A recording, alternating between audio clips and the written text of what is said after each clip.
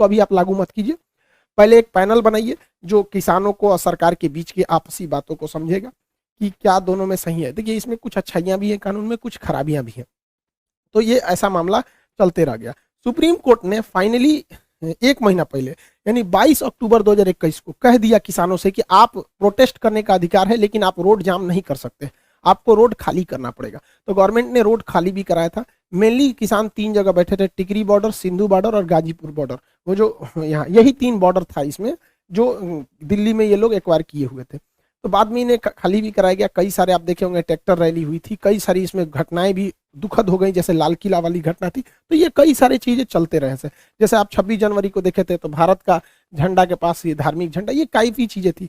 हालांकि मीडिया ने भी कई सारे, या सोशल मीडिया पे भी देखे होंगे, किसानों के लिए भी अगर पिज्जा खा लिया तो ऐसा लग रहा था जैसे कि क्या खा लिया भाई, पिज्जा खाने के लिए होता है, उन लोगों ने खा लिया तो क्या दिक्कत था यहाँ पर। कैसा थोड़ी है कि बस अमीर आदमी ही खा सकता है। अच्छी बात है किसान के पास भी हर चीज अवेलेबल होना चाहिए। ऐसा थोड़ी है कि गाड़ी में बैठ रहा है तो लोग कह रहे हैं देखो 4 व्हीलर से आया है, किसान कैसे हो सकता है। मतलब क्या चाहते हैं, किसान हमेशा भूखे नंगा रहे। तो कई सारे दोनों, हालांकि ऐसा नहीं है कि सरकार ने इसको सॉल्व करने की कोशिश नहीं किया था। 3 राउंड की कई राउंड की बैठक हुई थी हमारे नरेंद्र सिंह तोमर साहब जो है कृषि मंत्री, इनके साथ।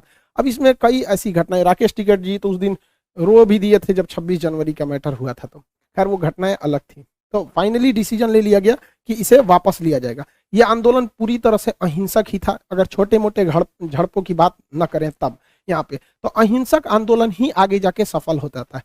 चाहे आजादी की लड़ाई में देखेंगे तो अहिंसक आंदोलन थोड़ा लंबा समय तक सस्टेन रहा, वही हिंसक रहा तो उसका प्रभाव तो बहुत तगड़ा था, बट एक लंबे समय तक वो नहीं चल सका। तो ये आंदोलन पूर्णतः अहिंसक ही रहा। फिर भी 600 से ज्यादा किसान भाइयों की जान गई कई अलग अलग घटनाओं में, जो कि मतलब अच्छा बात नहीं है। अब सरकार ने घोषणा किया कि इसे वापस ले लिया जाएगा, रिपील किया जाएगा।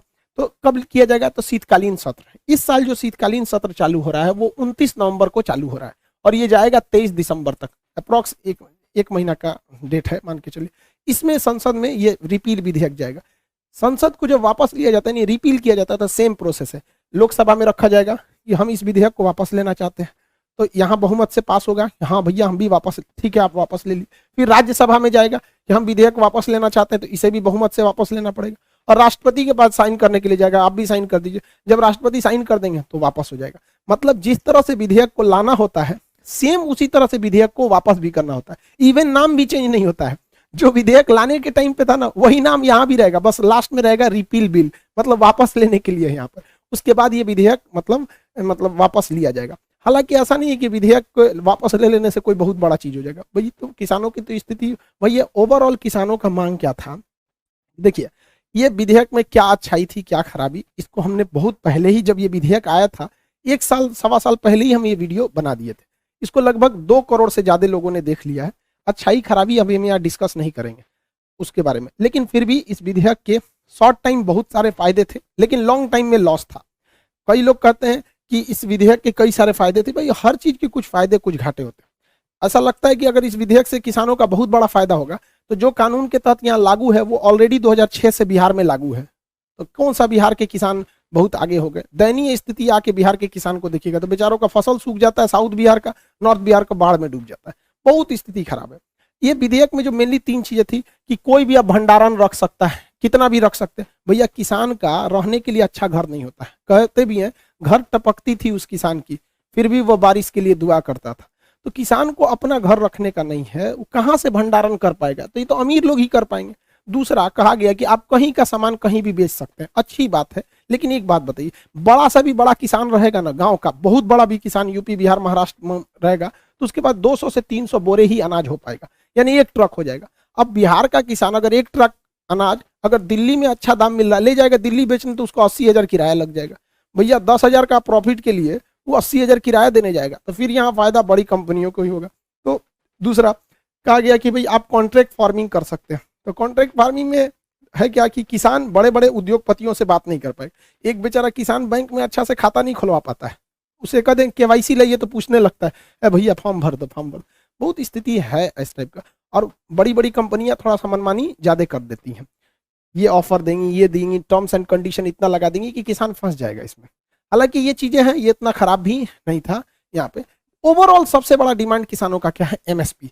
मिनिमम सपोर्ट प्राइस की मतलब कम से कम हमारी फसल का कितना रुपया दीजिएगा, यही मेन मुद्दा होना चाहिए गवर्नमेंट के पास भी। अब गवर्नमेंट की भी एक मजबूरी है, गवर्नमेंट के पास एक्स्ट्रा पैसे बहुत ज्यादा हैं, गवर्नमेंट का खर्च बहुत ज्यादा होता है, लाखों करोड़ों का खर्च आता है बजट का, किसानों के लिए उतना पैसा नहीं है। हमारी सेना को अच्छा से बजट नहीं मिलता है, सेना को जितने पैसे दिए जाते हैं उसका 70% तो सैलरी और पेंशन में चला जाता है, 30% तो मॉडर्नाइजेशन में जाता है।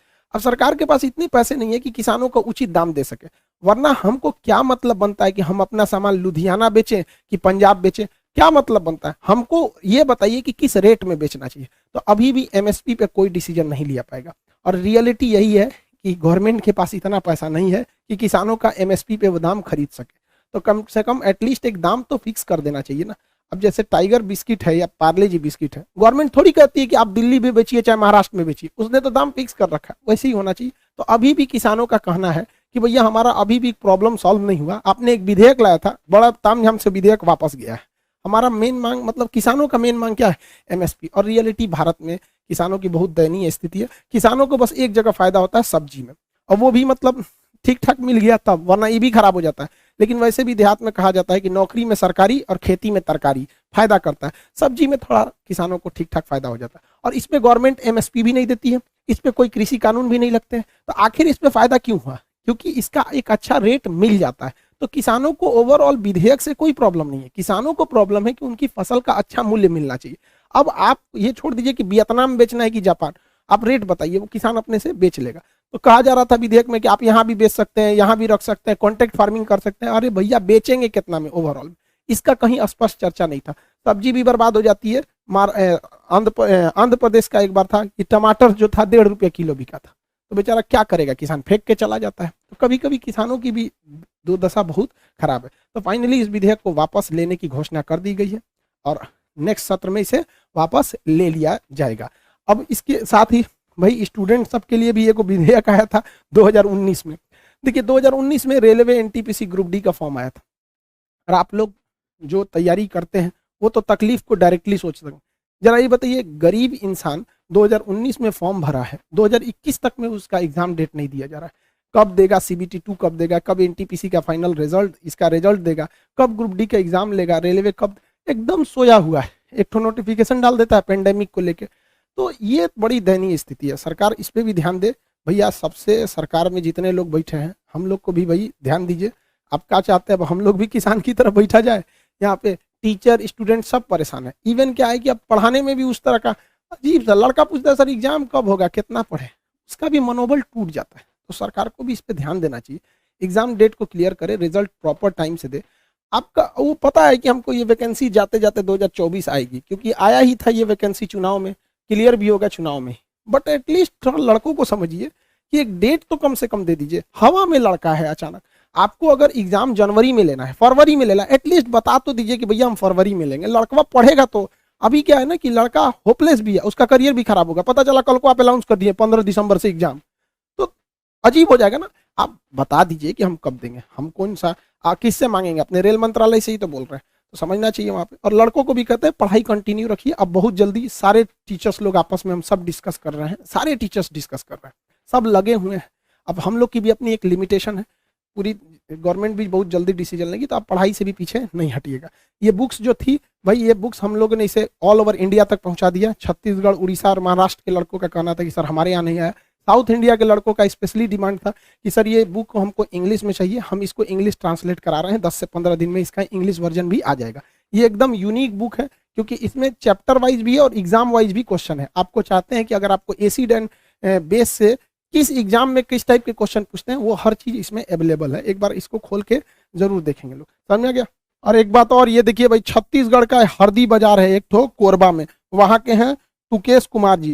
भाई आपको बहुत बहुत थैंक यू। लेकिन एक चीज है, शिकायत भी है, इतना बड़ा गिफ्ट मत भेजा कीजिए भाई। आप लोग स्टूडेंट लोग हैं, आपका जॉब हो जाए, आप लोग माता पिता का सेवा कीजिए। इतना हैवी हैवी गिफ्ट देंगे कि उठेबे नहीं करेगा। आपका रिजल्ट हो जाए, पढ़ाई लिखाई कीजिए, माँ बाप का नाम रोशन कीजिए। हम लोग के लिए वही सबसे बड़ी गुरु दक्षिणा है। फिर भी आपने जो भेजा उसे दिल से स्वीकार करते हैं, आपका धन्यवाद करते हैं। आप छत्तीसगढ़ से हैं, तुकेश कनवार जी, हरदी बाजार कोरबा छत्तीसगढ़ से, ठीक है। लेकिन हम सबसे कहते हैं भाई इतना हैवी हैवी नहीं भेजा कीजिए। आपका रिजल्ट हो जाए, हमारे लिए सबसे बड़ी गुरु दक्षिणा है। आई होप आप सारा टॉपिक समझ गए होंगे। मिलेंगे नेक्स्ट क्लास में। जय हिंद।